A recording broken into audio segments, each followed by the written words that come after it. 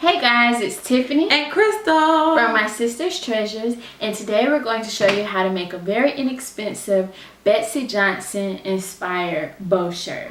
So Betsey Johnson is like one of my favorite designers, but you know all of her dresses cost like $300. So this is just our very inexpensive kind of do-it-yourself Betsey Johnson inspired tutorial.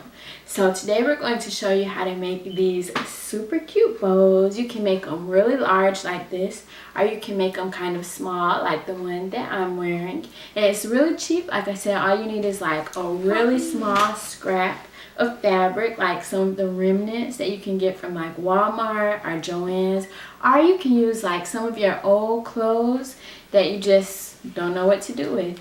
And the other thing that you'll need is some pin backs, and you can get these from Hobby Lobby, Michael's, or Walmart. Also, one more thing, in order to embellish your bows once you have them finished, you can add chains hanging down from the bottom. You can add little charms like this anchor. That's really cute. Or last but not least, you can add buttons. We have a whole bunch of buttons. And most of you guys know that buttons have like this little piece on the back that kind of sticks out, and you're like, oh goodness, how can I get that off? So I'm going to show you really quick. This is called a button shank. You can get it from Joann's or pretty much anywhere that sells fabric. So it's a little bit dangerous, so just be careful when you use it. But all you have to do is turn the button around to the side. Close your eyes. Right, close your eyes. Put the shank on there like that, and then just kind of clip it.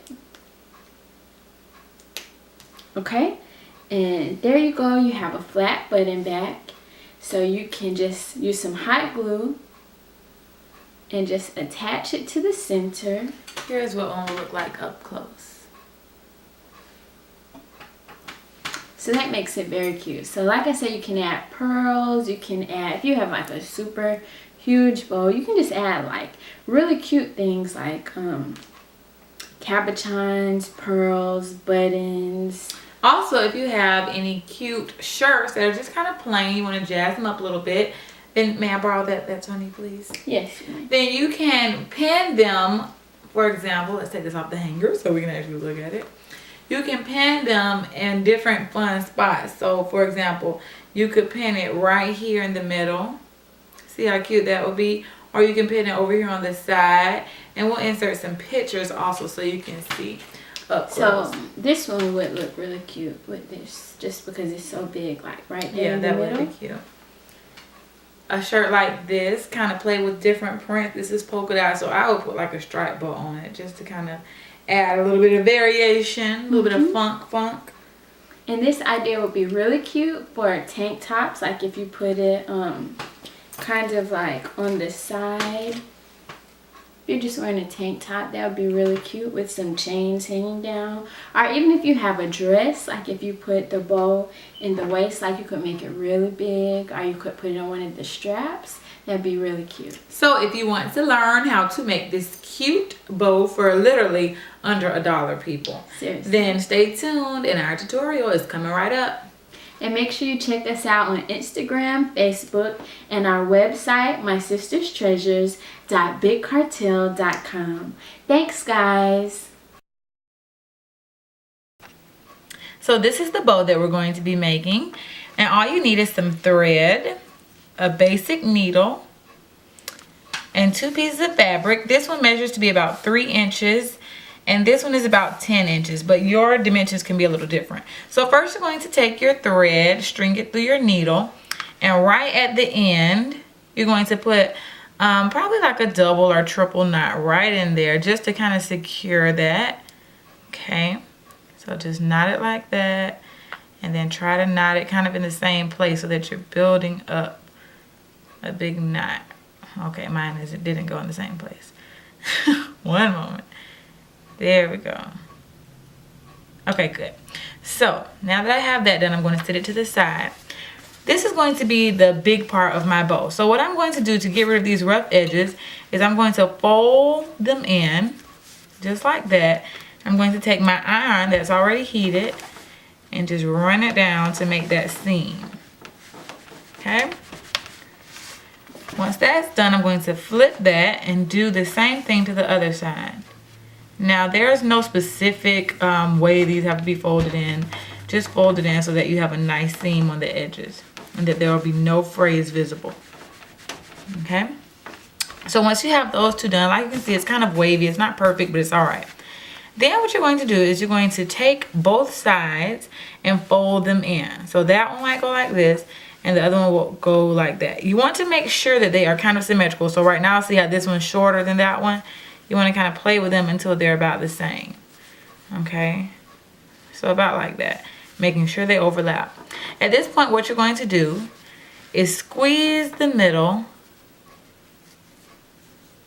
to see if that's the size bow that you want.